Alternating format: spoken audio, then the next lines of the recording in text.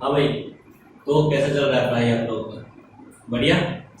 आज हम पढ़ेंगे एक्टिविटी ऑफ कॉर्ड कैम्बियम। क्या पढ़ेंगे? Activity of cord cambium.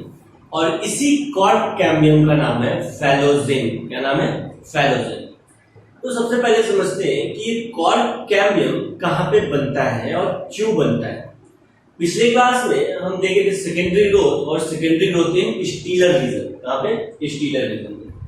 ये है आउटर एपिडर्मिस। ये क्या है? Outer epidermis.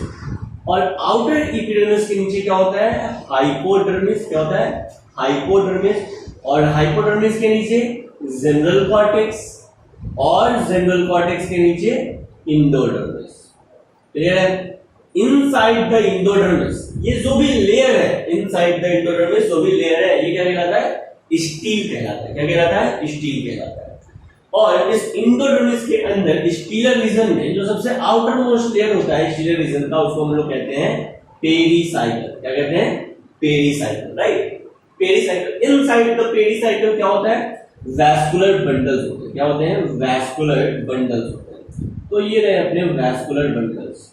डाइकोट स्टेम में जो वैस्कुलर बंडल्स के नंबर होते हैं वो बहुत सारे होते हैं, कोई फिक्स नहीं है। ये वैस्कुलर बंडल्स है।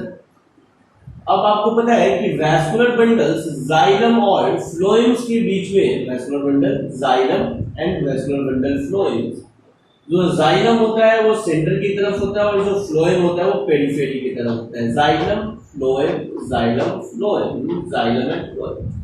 तो जाइलम और फ्लोएम्स के बीच में जो लेटरल मेरिस्टेमेटिक टिश्यू है वो क्या था? कैम्बियम। क्या था ये? कैम्बियम। क्योंकि ये कैम्बियम वैस्कुलर बंडल्स के बीच में था इसलिए हम इसको बोले थे इंट्राफेसिकुलर वैस्कुलर कैम्बियम या intravascular cambium. After some time intrafascicular vascular cambium यानी दिस इंट्रावैस्कुलर कैम्बियम, इसके बाद आफ्टर सम टाइम यहाँ पे जो पैरेन्काइमेटस सेल्स है, मेडुलरी रेज या पिथ रेज के जो पैरेन्काइमेटस सेल्स है, उसमें मेरिस्टेमेटिक एक्टिविटी अराइज हुआ और जो वैस्कुलर कैम्बियम पैचेस में प्रेजेंट है, ये वैस्कुलर कैम्बियम एक कंप्लीट रिंग बना दी। क्या बना दी? एक कंप्लीट रिंग बना दी। ऐसे ये हो गया कंप्लीट वैस्कुलर कैम्बियम। क्या हो गया? ये कंप्लीट वैस्कुलर कैम्बियम।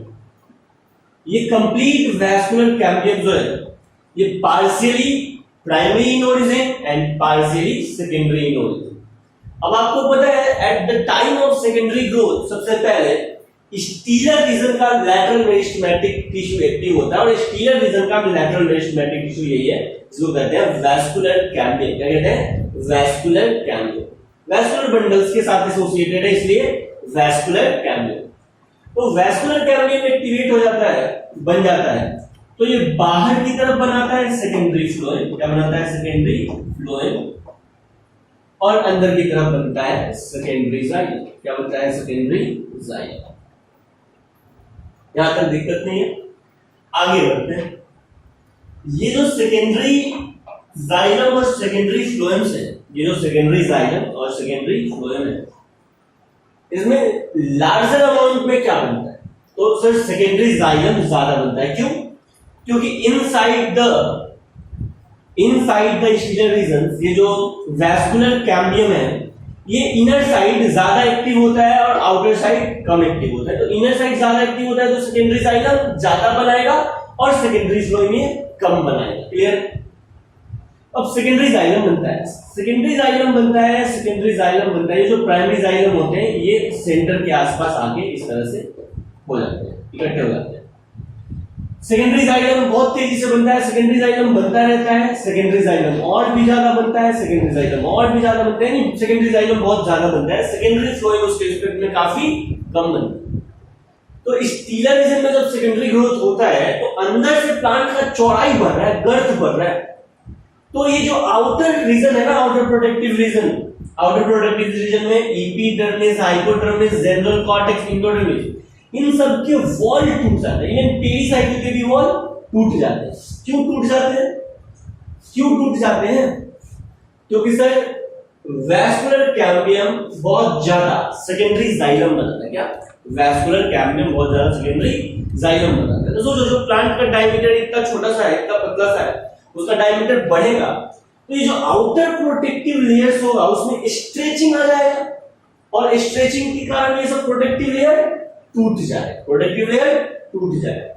तो फिर भाई प्रोटेक्टिव लेयर टूट गया तो प्लांट को तो प्रोटेक्शन चाहिए, क्योंकि ये जो प्रोटेक्टिव लेयर टूटा हुआ है अगर हम इसको नहीं बनाए फिर से तो माइक्रो ऑर्गेनिज्म इसके अंदर चले जाएंगे और अपना पिकनिक मनाएंगे।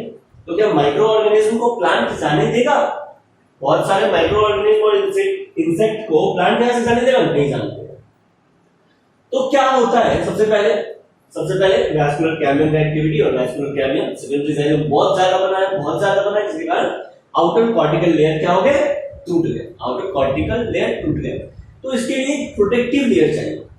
तो ये प्रोटेक्टिव लेयर प्लांट्स के लेटर लाइफ में बनता है और एनसीईआरटी बोलता है कि मोस्टली ये आउटर कॉर्टेक्स में बनता है। क्या? आउटर कॉर्टेक्स रीजन में बनता है। और आपको पता है कि आउटर कॉर्टिकल रीजन में बनेगा तो आउटर कॉर्टिकल रीजन में क्या कहते हैं? हाइपोडर्मिस। क्या कहते हैं? हाइपोडर्मिस। सुनना भाई बात को ध्यान से। तो आउटर कॉर्टिकल रीजन में बनता है क्या? Quark cambium. क्या बनता है? Quark cambium. तो ये जो क्वार्क कैम्बियम के सेल्स हैं, ये जो पैरेन्काइमा सेल्स है, ये डिवीजन नहीं कर रहे थे, लेकिन ओकेजनली इसमें डिवीजन हुआ ताकि ये प्रोटेक्टिव लेयर को फिर से बना सके, नए प्रोटेक्टिव लेयर्स को बना सके। तो ये जो प्लांट के लेटर लाइफ में आउटर कॉर्टिकल सेल में जो एक प्रोटेक्टिव लेयर या एक सेकेंडरी लैटरल मेरिस्टेमेटिक टिश्यू का फॉर्मेशन होता है, किसका? Secondary lateral meristematic tissue. और सेकेंडरी लैटरल मेरिस्टेमेटिक टिश्यू को हम यहां पे कहते हैं कॉर्टिकल रीजन में या टिश्यूलाइज रीजन में क्या कहते हैं? Cork cambium. क्या कहते हैं? Cork cambium, right. और ये जो कॉर्क कैम्बियम है इसका दूसरा नाम है फैलोजेन। क्या नाम है इसका? फैलोजेन। ये जो फैलोजेन बना, आप बताइए कि फैलोजेन डिफरेंशिएटेड और डी डिफरेंशिएटेड? तो सर ये डी डिफरेंशिएटेड। क्या है ये? D differentiated.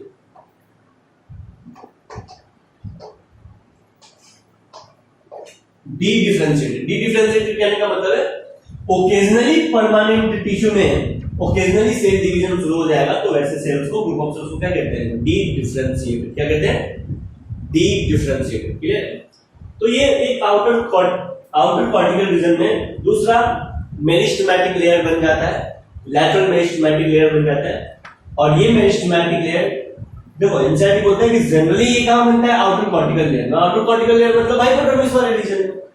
लेकिन फिर एनसीईआरटी बोलता है कि ये जो कॉर्क कैम्बियम है ये एपिडर्मिस में भी बन सकता है, ये hypodermis, general cortex, endodermis, even कभी-कभी पेरिसाइकिल में भी कॉर्क कैम्बियम को बनते देखा गया है, राइट। तो ये आउटर कॉर्टिकल रीजन में बन सकता है, इवन एंडोडर्मिस में भी बन सकता है, जनरल कॉर्टेक्स में भी बन सकता है, पेरिसाइकिल में भी बन सकता है और एपिडर्मिस में भी बन सकता है। अब ये जो कॉर्क कैम्बियम है ना, कॉर्क कैम्बियम, ये cork cambium lateral meristematic tissue, जो लैटरल मेरिस्टेमेटिक टिश्यू तो प्लांट के लैटरल साइड में न्यू टिश्यू का, न्यू लेयर्स का फॉर्मेशन करेगा। तो ये कौन? फैलोजेन या इसको बोलते हैं कॉर्क कैम्बियम। कॉर्क कैम्बियम बाहर की तरफ, एपिडर्मिस की तरफ ये बनाता है कॉर्क। क्या बनाता है? कॉर्क। आउटर साइड क्या बनाता है? कॉर्क बनाता है। देखो कॉर्क कैम्बियम, ये cork cambium secondary lateral meristematic tissue, ये बाहर की तरफ मतलब आउटर साइड ये बनाता है कॉर्क, और ये इनर साइड बनाता है, इनर साइड, ये इनर साइड बनाता है सेकेंडरी कॉर्टेक्स। क्या बनाता है? सेकेंडरी कॉर्टेक्स बनाता है। क्या बनाता है? Secondary cortex. ठीक है। तो ये जो कॉर्क कैम्बियम है ये इनर साइड क्या बनाता है? सेकेंडरी कॉर्टेक्स बनाता है, और आउटर साइड क्या बनाता है? कॉर्क बनाता है। कौन बनाता है? Cork cambium. तो कॉर्क कैम्बियम को हम कहते हैं फैलोजेन। क्या कहते हैं? फैलोजेन। कॉर्क को क्या कहते हैं हम? फेलम। क्या कहते हैं? फेलम। पीएचई का वैल्यू है ना, फेलम। और सेकेंडरी कॉर्टेक्स को हम कहते हैं फैलोडर्म। क्या कहते हैं? फैलोडर्म। क्लियर है? एनसीईआरटी में बोलता है कि phelloderm phelloderm plus फैलोजेन plus phellem को एक साथ कहते हैं पेरिडर्म। क्या कहते हैं? पेरिडर्म। एग्जाम में पूछ लिया जाता है कि पेरिडर्म क्या है, तो आपको जवाब देना होगा फैलोडर्म, फैलोजेन एंड फेलम को एक साथ क्या कहते हैं? पेरिडर्म कहते हैं। क्या कहते हैं? पेरिडर्म। तो बाहर की तरफ आउटर कॉर्टेक्स, बाहर की तरफ आउटर कॉर्टेक्स रीजन में कौन, ये जो कॉर्क कैम्बियम है, ये बाहर की तरफ क्या बना दिया? कॉर्क बना दिया। अब जो कॉर्क के सेल्स होते हैं ये सुबेराइज्ड सेल्स होते हैं, सुबेरिन का उसमें डिपोजिशन होता है जिसके कारण एयर और वाटर दोनों ही नहीं जा पाएंगे। Inside the cork cambium secondary cortex का फॉर्मेशन होगा और सेकेंडरी कॉर्टेक्स ये भी एक कंटीन्यूअस लेयर होगा, ये भी प्रोटेक्टिव लेयर्स की तरह काम करेगा और इसके कारण भी थोड़ा सा प्लांट का डायमीटर या कट बढ़ता है। क्लियर है? इसलिए इसको बोलते हैं सेकेंडरी लैटरल मेरिस्टेमेटिक टिश्यू। इससे रिलेटेड सारे टर्म्स के जो नोट्स हैं आपको हैंडरिटन नोट्स में अवेलेबल है, तो आपको वहां से करना होगा, क्योंकि अगर हम लिखने चलेंगे तो फिर डायग्राम के हेल्प से आपको बता नहीं पाएंगे। समझ में? तो जो भी रिलेटेड नोट्स है आपके हैंडरिटन नोट्स में अवेलेबल है, आपको वहां से कॉपी करना है। कुछ नहीं समझ में आता है तो कमेंट सेक्शन में जरूर पूछना। इस डायग्राम को एक बार बना लेंगे, ठीक है? ये सब चीज मेंशन कर लेंगे। कॉर्क कैम्बियम बाहर की तरफ क्या बनाते हैं? कॉर्क बनाता है। कॉर्क का दूसरा नाम फेलम होता है और कॉर्क कैम्बियम अंदर की तरफ इनर साइड की तरफ सेकेंडरी कॉर्टेक्स बनाता है और सेकेंडरी कॉर्टेक्स का नाम phelloderm. Collectively phelloderm, फैलोजेन and phellem को एक साथ क्या कहते हैं? पेरिडर्म कहते हैं। क्या कहते हैं? पेरिडर्म कहते हैं। हम आपको बता चुके हैं कि जो कॉर्क कैम्बियम या जो फैलोजेन है जनरली ये आउटर कॉर्टिकल रीजन में बनता है, मतलब हाइपोडर्मिस में बनता है, लेकिन ये epidermis, central cortex, endodermis even pericycle में भी बन सकता है। क्लियर है? यहां तक नोट डाउन करेंगे फिर आगे बढ़ते हैं।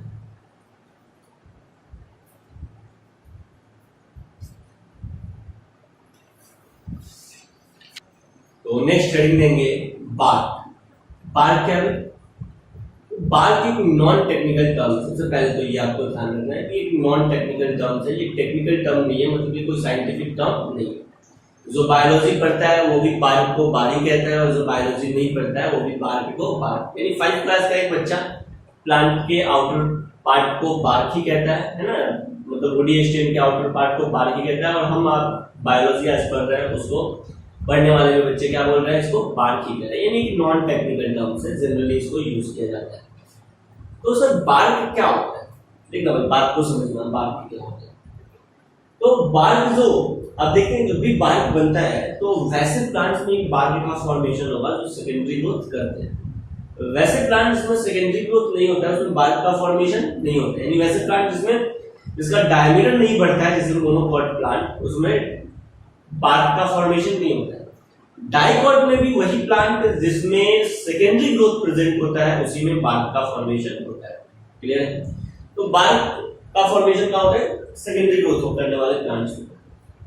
अब देखो वैसे प्लांट के पार्ट जो वैस्कुलर कैम्बियम के बाहर, वैसे प्लांट पार्ट जो वैस्कुलर कैम्बियम के बाहर होते हैं उसको क्या कहते हैं? क्या कहते हैं? बार्क कहते हैं। अब देखो प्लांट के स्टेम में, वुडी स्टेम में मोस्ट ऑफ द पोर्शन क्या होता है? Secondary xylem, would. और बाहर की तरफ ये वैस्कुलर कैम्बियम, और वैस्कुलर कैम्बियम के बाद क्या था? सेकेंडरी फ्लोएम था। सेकेंडरी फ्लोएम के बाद क्या था? प्राइमरी फ्लोएम था। और प्राइमरी फ्लोएम के बाद क्या होता है? कॉर्टेक्स होता है। क्या होता है? कॉर्टेक्स होता है, मतलब इंडोडर्मिस, कॉर्टेक्स, इंडोडर्मिस, और इंडोडर्मिस के बाद कॉर्टेक्स, कॉर्टेक्स के बाद एपिडर्मिस। ठीक है? तो आउटसाइड द या एक्सटीरियर टू वैस्कुलर कैम्बियम जो भी टिश्यू प्रेजेंट होते हैं प्लांट के स्टेम में, है ना, वो सब क्या कहलाते हैं? बार्क कहलाते हैं। और वैसे ही प्लांट जो सेकेंडरी ग्रोथ शो करते हैं। ठीक है? तो लिखेंगे it is non technical term, it include all tissue, it include all tissue, it includes all tissue exterior to the vascular cambium, exterior to the vascular cambium, vascular cambium। यानी vascular cambium के बाहर जो भी tissue है वो क्या बनाएंगे? Bark बनाएंगे। क्या बनाएंगे? बार्क बनाएंगे।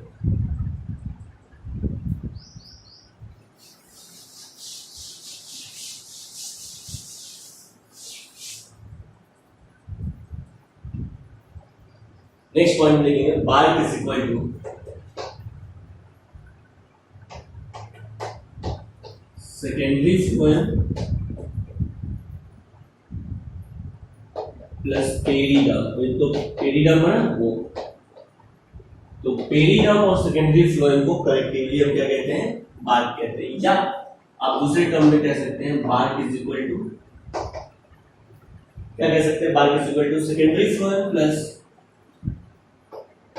सेकेंडरी फ्लोएम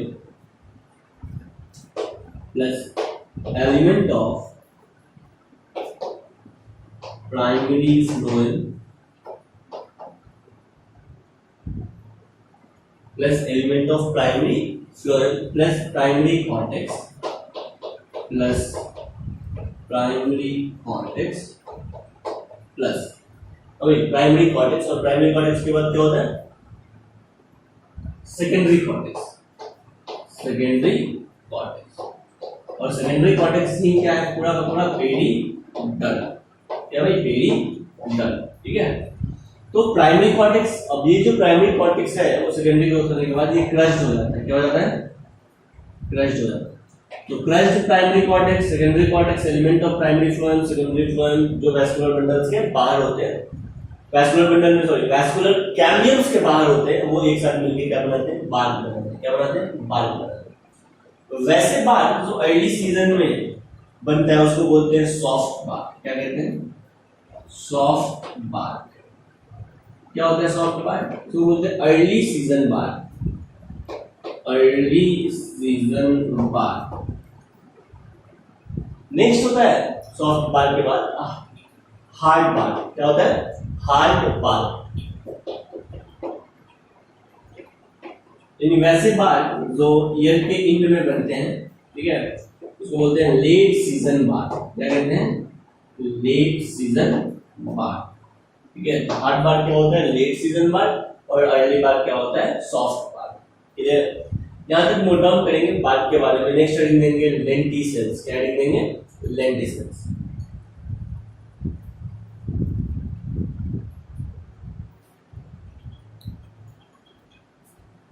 नेक्स्ट हेडिंग देंगे लेंटिसेल्स। लेंटिसेल्स क्या होता है? क्या लेंटिसेल्स क्या होता है? बात को समझेंगे कि लेंटिसेल्स क्या होता है। देखो भाई, ये एपिडर्मिस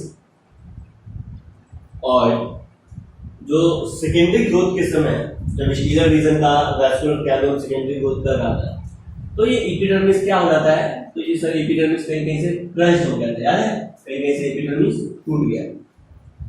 तो इस एपिडर्मिस जो टूटा हुआ एपिडर्मिस है, इसके लिए एक नए प्रोटेक्टिव लेयर का फॉर्मेशन हुआ था और नए प्रोटेक्टिव लेयर्स को हम कहते हैं, क्या कहते हैं? बोलो ना, कॉर्क कैम्बियम। क्या कहते हैं इसको? Cork cambium. आपको पता है कि ये कॉर्क कैम्बियम बाहर की तरफ से प्रोटेक्टिव लेयर्स बना रहा था और अंदर की तरफ एक प्रोटेक्टिव लेयर बना। तो क्या ये बाहर की तरफ एक प्रोटेक्टिव लेयर बनाता है, और बाहर की तरफ जो प्रोटेक्टिव लेयर्स बनाता है उस प्रोटेक्टिव लेयर्स को हम क्या कहते हैं? क्या कहते हैं? Protective layer. ये कंटीन्यूअस प्रोटेक्टिव लेयर होगा। ठीक है। ये पैरेंकाइमेटस लेकिन परमानेंट होते हैं। तो ये जो कंटीन्यूअस लेयर बन रहा है, इस कंटीन्यूअस लेयर को क्या कहते हैं? इस कंटीन्यूअस लेयर को जो कॉर्क बनाता है, जो कॉर्क कैम्बियम बाहर की तरफ बनाता है, कंटीन्यूअस लेयर को क्या कहते हैं? लोग कहते हैं कॉर्क। कॉर्क कैम्बियम जो बाहर की तरफ कंटीन्यूअस प्रोटेक्टिव लेयर बनाता है उसको क्या कहते हैं? कॉर्क। जो कॉर्क के सेल्स होते हैं वो सुबेराइज होते हैं। क्या होते हैं? सुबेराइज होते हैं। मतलब उसमें सुबेरिन का डिपोजिशन। किसका डिपोजिशन होता है? सुबेरिन का डिपोजिशन होता है। आपको पता है कि जब ये कंटीन्यूअस डिवाइड करते हैं, क्या कंटीन्यूअस डिवाइड करते हैं कॉर्क कैम्बियम के सेल्स और कॉर्क बनाते हैं, तो वैसे कॉर्क के सेल्स, क्या वैसे कॉर्क के सेल्स, ये देखो वैसे कॉर्क के सेल्स जो रप्चर्ड एपिडर्मिस के पास है, किसके पास है?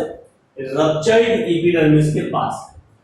तो ये जो रप्चर्ड एपिडर्मिस के पास जो सेल्स है ना, ये सब सेल्स नए सेल्स बनते हैं, तो रप्चर्ड एपिडर्मिस का जो सेल्स होता है वो कुछ ऐसा हो जाता है और इसमें भी कॉर्क सेल का फॉर्मेशन हो जाता है। जब ये सेल डिवाइड कर रहा था तो ये जो एपिडर्मिस के सेल थे वो कुछ ऐसे उठ गए और उसमें फिर सेल डिवीजन कर रहा था। ये जो एपिडर्मिस के सेल थे कुछ ऐसे उठ गए और ये सेल कंटिन्यूअस डिवाइड कर रहा था। ये जो सेल हैं ये किसके सेल्स हैं? किसके सेल्स हैं? कॉर्क कैम्बियम बनाता है, ये कॉर्क के सेल्स है। किसके सेल है? कॉर्क के सेल। कॉर्क के जो सेल्स होते हैं जनरली नॉर्मली ये सुबेराइज्ड होते हैं। क्या होते हैं? सुबेराइज्ड होते हैं।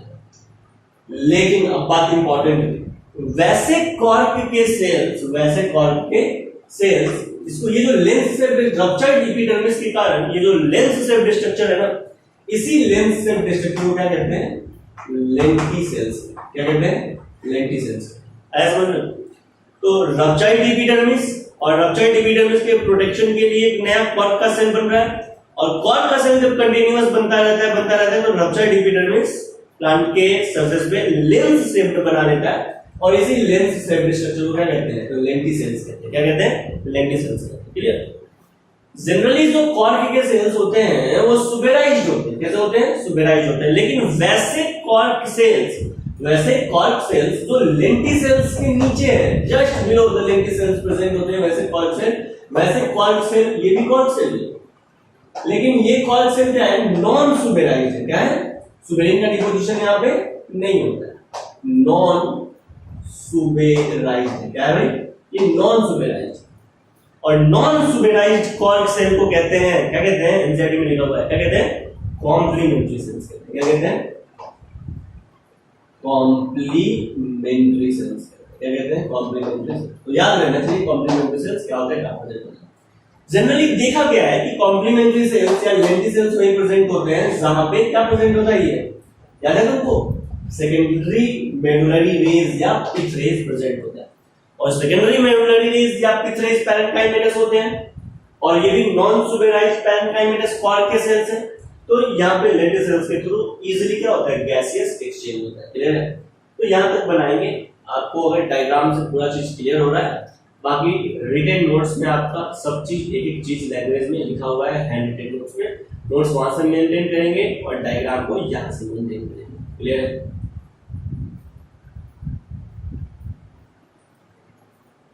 तो ये जो लेंटिसेल्स होता है ना, ये most of the dicot plants में प्रेजेंट होता है। वैसे डाइकॉट प्लांट जिसमें सेकेंडरी ग्रोथ होता है उसमें लेंटिसेल्स प्रेजेंट होता है। लेकिन वैसे डाइकोट्स प्लांट जिसमें सेकेंडरी ग्रोथ नहीं है, जैसे कि लाइनार्स, जैसे कि क्लाइंबिंग ट्री है ना, जो क्लाइंबर्स होते हैं, वहां पे ये नहीं प्रेजेंट होता है। क्या? लेंटिसेल्स प्रेजेंट नहीं होता है। कुछ ऐसे भी प्लांट हैं और उस प्लांट के ग्रुप को हम कहते हैं प्रूनस। Prunus, PRUNUS। प्रूनस में वैसे प्लांट्स के ग्रुप आते हैं जैसे कि plum, peach and almond. Prunus में वैसे प्लांट्स के ग्रुप आते हैं जिसमें ये जो कॉम्प्लीमेंट्री सेल्स होता है, क्या? कॉम्प्लीमेंट्री सेल्स होता है, मतलब वहां पे लेंटिसेल्स तो होते हैं और जो कॉम्प्लीमेंट्री सेल्स होता है ना, कॉम्प्लीमेंट्री सेल्स, वो कॉम्प्लीमेंट्री सेल्स जो होता है वो सुबेराइज्ड होता है। कॉम्प्लीमेंट्री सेल्स क्या होता है? सुबेराइज्ड होता है, यानी वहां पे सुबेरिन का डिपोजिशन होता है। ये आपको याद रखना। क्लियर है? लेंटिसेल्स का फंक्शन आपको पता है, ये मेडुलरी रेस के अपोजिट्स में होता है, तो ये गैसियस एक्सचेंज करने में मदद करता है। क्या करता है? गैसियस एक्सचेंज करने में मदद करता है। राइट? नेक्स्ट हेडिंग देंगे हर्टवुड एंड सैपवुड। तो हर्टवुड और सैपवुड क्या होता है? देखिए, अगर बहुत ज्यादा ओल्ड ट्री है, ओल्ड डाइकॉट ट्री है, ठीक है, जिसमें सेकेंडरी ग्रोथ होता है, तो अगर आप ओल्ड डाइकॉट ट्री को कट करके अगर देखते हैं तो कुछ ऐसा आपको दिखाई देगा। जो प्लांट है ना, प्लांट उसमें जो सेंट्रल वुड होगा, जो सेंट्रल सेकेंडरी जाइलम होगा ना, ये central secondary xylem dark colour का, कैसा कलर होगा भाई? डार्क कलर का। और इसके चारों तरफ जो वुड होगा, इसको बोलते हैं पेरिफेरल सेकेंडरी जाइलम। ये पेरिफेरल सेकेंडरी जाइलम क्या होगा? लाइट कलर का होगा। कैसा होगा भाई? लाइट। तो सेंट्रल वुड डार्क कलर का होता है और पेरिफेरल वुड लाइट कलर का होगा। तो ये जो डार्क वुड है सेंट्रल वुड, इसी को बोलते हैं व्हाइट वुड। क्या बोलते हैं? White would. और ये जो व्हाइट वुड होता है जो डार्क कलर का होता है, ये काफी रेजिस्टेंट होता है इंसेक्ट और माइक्रो ऑर्गेनिज्म से। ठीक है, तो ये माइक्रोबियल रेजिस्टेंट होता है, इसलिए इसको बोलते हैं ड्यूरामेन। क्या बोलते हैं? ड्यूरामेन। ये काफी ड्यूरेबल होता है, इसलिए इसको क्या बोलते हैं? ड्यूरामेन। ठीक है, अभी हम देखेंगे कि ड्यूरेबल ये क्यों होता है। और जो लाइट वुड है, पेरिफेरल वुड जो लाइट वुड है, उसको हम कहते हैं सैप वुड। क्या कहते हैं? SAP would. क्यों कहते हैं सैप वुड? क्योंकि एसेंट ऑफ सैप में यहाँ का सेकेंडरी जाइलम फंक्शनल होता है और यहाँ का secondary xylem ascent of SAP में फंक्शन नहीं होता है, वर्क नहीं करता है। या इसी सैप वुड को हम कहते हैं, क्या कहते हैं? एल्बर्नम। क्या कहते हैं? एल्बर्नम। एल्बर्नम। क्या कहते हैं? एल्बर्नम। यहां तक कोई दिक्कत? चलिए आगे बढ़ते हैं। तो सबसे पहले हेडिंग देंगे व्हाइट वुड या व्हाइट वुड को क्या कहते हैं? ड्यूरामेन। क्या कहते हैं? ड्यूरामेन। तो व्हाइट वुड या ड्यूरामेन क्या होता है? ये सेंट्रल या इनर मोस्ट पार्ट होता है सेकेंडरी जाइलम का। क्या सेंट्रल या इनर मोस्ट पार्ट होता है सेकेंडरी जाइलम का, और ये डार्क ब्राउन कलर का होता है। कैसा होता है? डार्क ब्राउन कलर का होता है। अब बात आता है कि ये डार्क ब्राउन कलर क्यों होता है? क्या डार्क ब्राउन कलर क्यों? तो सर ये डार्क ब्राउन कलर का इसलिए होता है क्योंकि यहाँ पे बहुत सारे ऑर्गेनिक मैटर का डिपोजिशन होता है। क्या होता है? ऑर्गेनिक मैटर का डिपोजिशन होता है। Deposition of organic matter like यहाँ पे हमको रेजिन देखने को मिलता है। क्या देखने को मिलता है?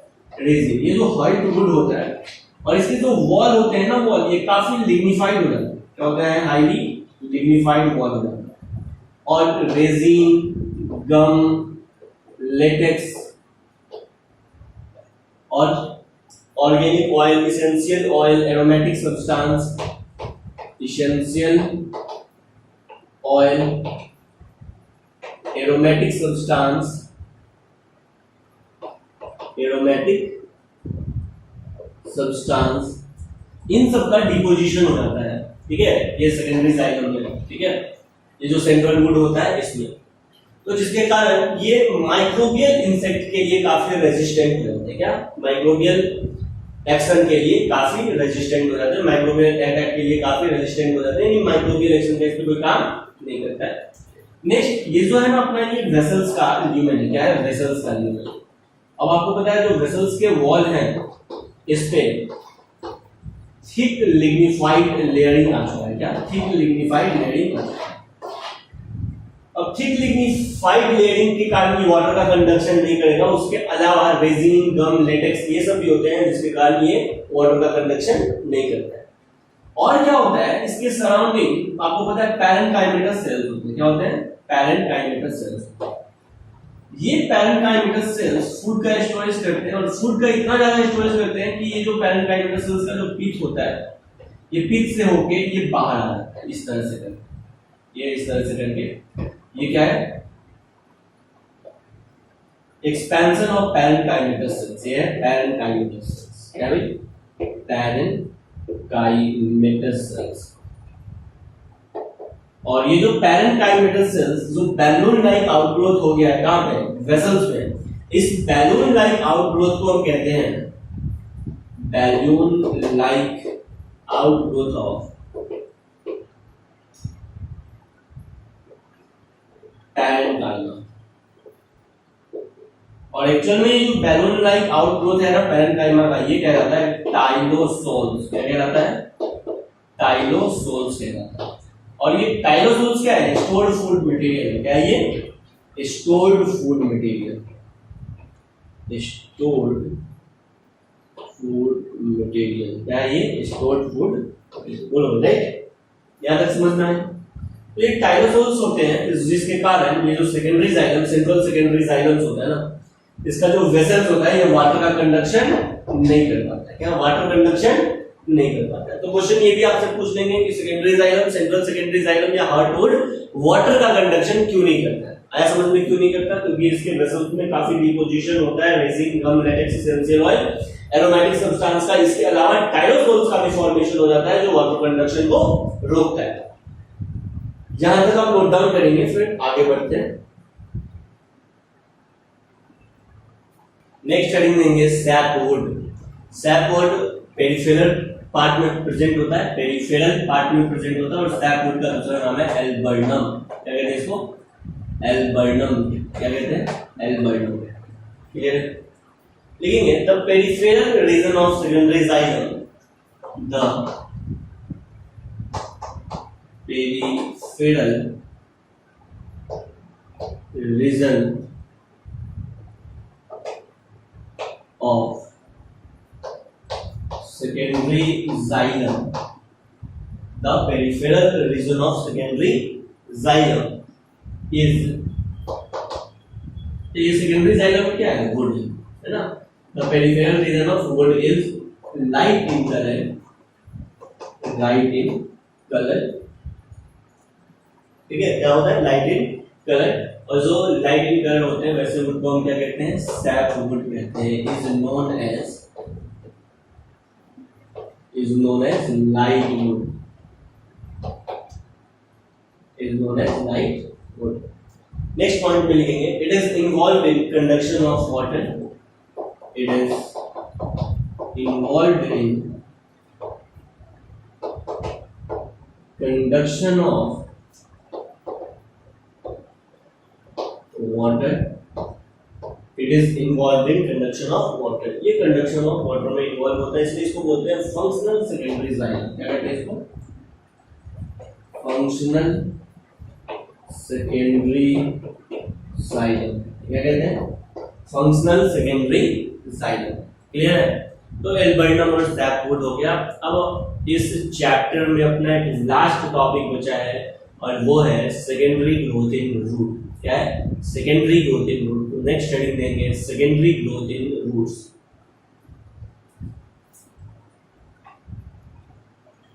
हेडिंग देंगे सेकेंडरी ग्रोथ इन रूट्स। देखते हैं सबसे पहले रूट की एनाटॉमी को हम देखते हैं। तो रूट का जो डाइकोट रूट्स का जो एनाटॉमी होता है या सेकेंडरी ग्रोथ इन रूट्स, तो कौन से रूट्स में सेकेंडरी ग्रोथ आपको देखने को मिलता है? सबसे पहले बात तो ये आ है, तो आपको देखने को मिलता है डाइकोट रूट में सेकेंडरी ग्रोथ, डाइकोट रूट में देखने को मिलता है। और डाइकोट रूट के अलावा कहां पे देखने को मिलेगा? जिम्नोस्पर्म रूट में देखने को मिलेगा। कहां पे देखने को मिलेगा? जिम्नोस्पर्म रूट में सेकेंडरी ग्रोथ देखने को मिलेगा। क्लियर है? तो ये आउटर लेयर एपिडर्मिस, एपिडर्मिस के नीचे आपको पता है क्या होता है? हाइपोडर्मिस, हाइपोडर्मिस के नीचे क्या होता है?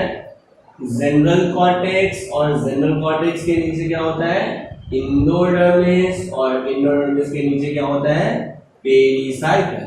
और inside the pericycle vascular bundle present होता है। क्या प्रेजेंट होता है? वैस्कुलर बंडल प्रेजेंट होता है। यानी ये वाले जो सेल्स हैं, ये जो ऑरेंज कलर से हम बना रहे हैं, ये क्या है? ये पेरिसाइकल। क्या है ये? पेरिसाइकल। क्लियर है? तो ये पेरिसाइकल के सेल्स हैं।